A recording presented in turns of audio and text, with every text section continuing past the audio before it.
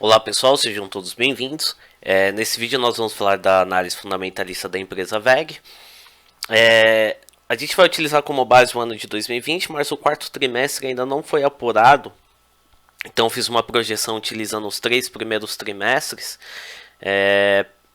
para tirar uma base de como vai ser esse quarto trimestre. Como base histórica, nós vamos utilizar do ano de 2011 até 2020 para até verificar a evolução histórica em relação ao patrimônio da empresa. Bom, pessoal, antes de mais nada, quem puder estar se inscrevendo no canal, se você gostar da análise e também se você é novo, ativa o sininho também para você ser sinalizado das próximas postagens de vídeo. E tem minhas redes sociais, o Instagram e o Facebook. Quem quiser acompanhar lá vai ser muito bem-vindo também. Bom, aqui a gente consegue analisar graficamente como que está desmembrada a questão do balanço patrimonial da empresa. A barra azul é representada pelo ativo total, todos os bens e direitos da empresa. O passivo total está sendo representado pela barrinha laranja, que são as obrigações que a empresa tem a pagar a terceiros. E a barra cinza é o passivo não realizável, que é o patrimônio líquido, que é o dinheiro que foi investido pelos sócios e acionistas, onde nós conseguimos analisar que exista uma evolução, ou seja,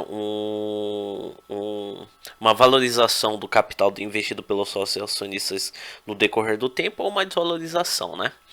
Bom, a gente consegue avaliar, já batendo o olho aqui, a barrinha azul ativo total sempre foi maior que o passivo, ou seja, os bens e direitos que a empresa tem a receber e o que ela tem de ativo fixo é bem superior do que o passivo, que são as obrigações que ela tem a pagar a terceiros. E outro aspecto positivo, que o patrimônio líquido também, em todos os anos aqui, sempre foi superior ao passivo total da empresa. Ou seja, a empresa está sendo mais operada com capital próprio dos sócios e acionistas, e de acordo com a valorização também desse patrimônio líquido, esse capital continua trabalhando, do que capital de terceiros, que são os empréstimos e financiamentos. Empréstimos e financiamentos é um capital que tem custo, que gera despesas financeiras, e essas despesas financeiras contribuem na questão da diminuição da margem de lucro líquido da empresa. Bom, aqui a questão do balanço patrimonial está excelente, então aspecto positivo, está lindo o balanço da empresa. Bom, vamos falar um pouquinho do ativo. Vamos começar pelo ativo realizável. O ativo realizável é o total do ativo da empresa menos o ativo fixo e o intangível, ou seja, a gente só consta aqui os ativos que tem como finalidade ser transformado em dinheiro. Ativo imobilizado e intangível, ele tem finalidade de geração de riqueza e ele não tem finalidade comercial, ou seja, ele não tem a finalidade de ser convertido em dinheiro, mas pelo contrário, fazer com que a empresa funcione para poder trazer riqueza para a empresa. Bom, a gente consegue avaliar aqui, tá, outro aspecto positivo.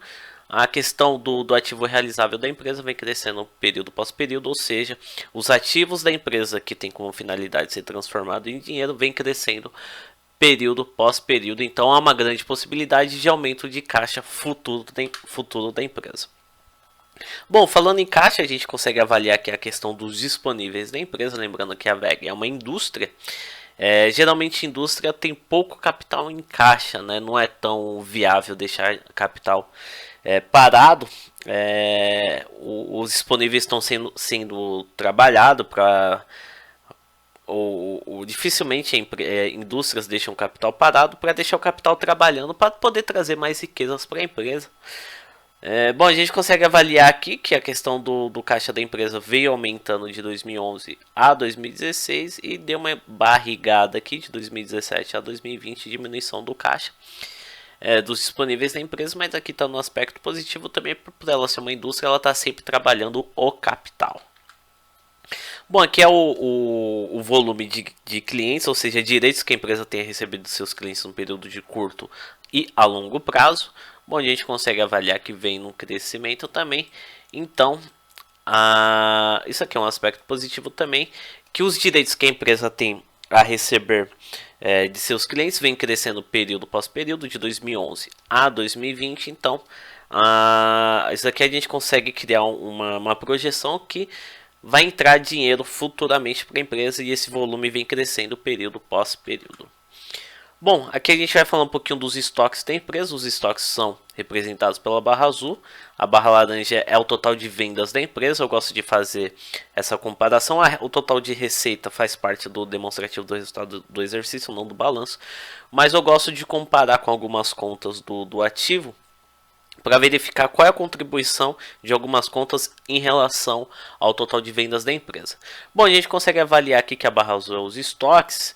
Ela vinha no período estagnado aqui de 2011 a 2017 com pouca evolução. 2017 vem crescendo o volume de estoque de 2018 a 2020, mas um aspecto positivo, ó, como que a gente consegue avaliar, o de 2011 a 2014 teve um aumento de vendas aqui, só que um pouquinho mais tímido, mas também o estoque ele foi acompanhando, o estoque teve um crescimento mais razoável, e o volume de vendas cresceu de acordo com o aumento do estoque. Que de 2015, mais precisamente de 2015 a 2017, foi um período aqui que o volume de estoque deu uma estagnada e deu uma estagnada no volume de vendas também. Porém, de 2018 a 2020, há um aumento do volume de estoque da empresa, mas em contrapartida há um aumento de vendas, que eu acho isso daqui excelente, porque quando há um aumento de estoques, quer dizer que a empresa está comprando mais. Quando ela está comprando mais é porque ela está vendendo mais. Um outro aspecto que é interessante a gente analisar em alguns casos que ocorre, há um aumento de estoque e há uma diminuição do volume de vendas. Aí já entra num aspecto um pouquinho mais preocupante, porque pode ser que a empresa está comprando muito estoque, né? Tá armazenando muito estoque e não está conseguindo ter retorno de vendas, e estoque parado é dinheiro parado, isso é ruim para a empresa, né? E não é o que está acontecendo com a VEG aqui. Em 2018 a 2019 que o estoque da empresa começou a aumentar, ou seja, ela comprou mais, mas em contrapartida há um aumento de vendas, há uma maior participação de mercado da empresa. Isso é um aspecto muito bom, muito positivo.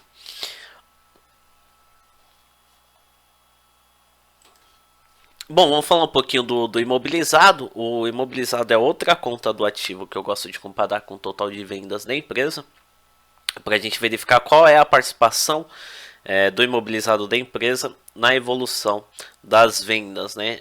O imobilizado são os ativos fixos da empresa que são utilizados para que a empresa possa operar, para que a empresa possa produzir, trazer riquezas, trazer dinheiro para a empresa, que é o intuito, que é a ideia de negócio, que é produzir para poder trazer dinheiro, produzir por um determinado custo, vender por uma margem de lucro para a empresa continuar crescendo.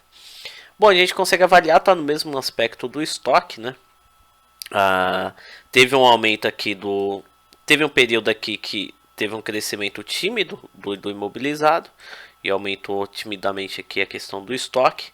Teve um período que a venda ficou estagnado, o volume de imobilizado ficou estagnado também.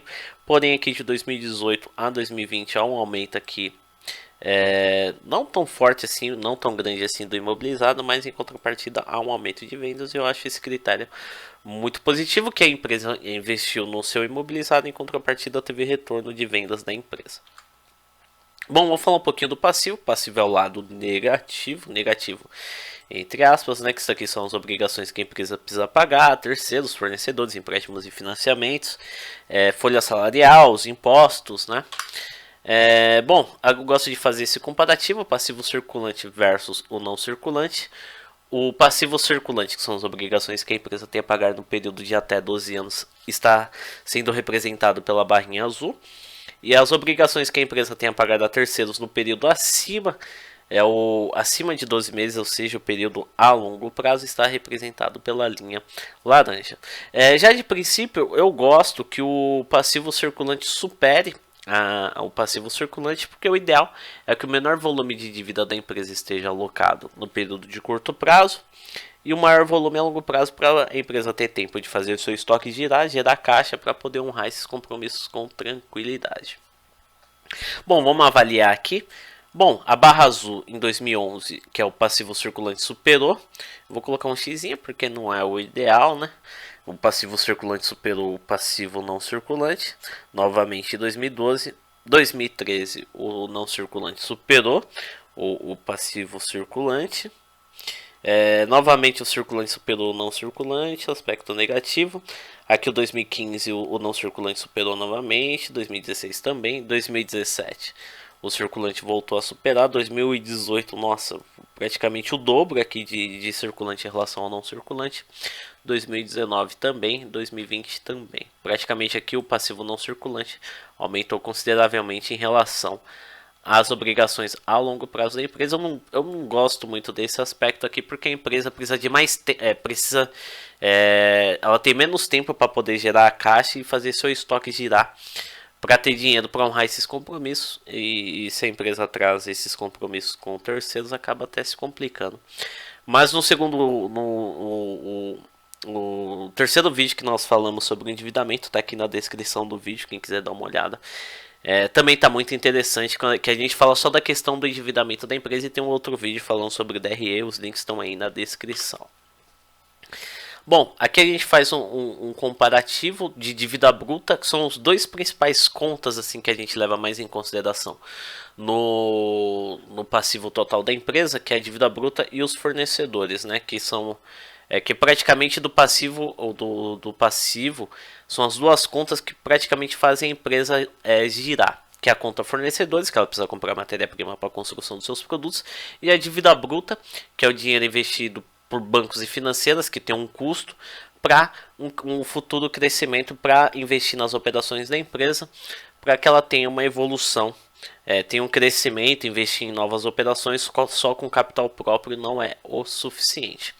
Bom, a gente consegue avaliar que a barra azul é a dívida bruta, a barra laranja é os fornecedores, que de 2011 a 2020 aqui a dívida bruta, os empréstimos e financiamentos sempre teve maior participação do que a conta fornecedores, e o volume, principalmente aqui de 2011 a 2018, o volume de dívida bruta é muito mesmo superior ao de fornecedores, ou seja, a empresa está sendo operada com um volume alto de capital de recursos de terceiros, de bancos financeiros, principalmente 2011 a 2018. 2019 aqui caiu consideravelmente a questão da dívida bruta da empresa, e diminuiu essa diferença entre os fornecedores e a dívida bruta, e a participação de fornecedores aumentou e a participação de dívida bruta veio diminuindo. Isso daqui é um aspecto positivo, quer dizer que o capital de terceiros, que é o dinheiro que tem custo, um capital que tem custo, vem diminuindo no decorrer do tempo, principalmente aqui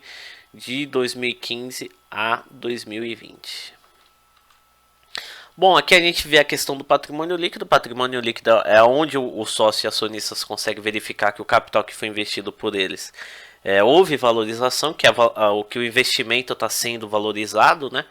Ou desvalorizado no caso de prejuízo, e a gente consegue avaliar que a VEG vem no processo de valorização de 2011 a 2020. Aqui é a questão do capital, desde o começo do negócio lá, o capital do sócio e acionista só vem crescendo. Bom, aqui eu não fiz o estudo desde o início do negócio, mas de 2011 a 2020 o capital do sócio e acionista está em constante valorização. Isso é muito bom.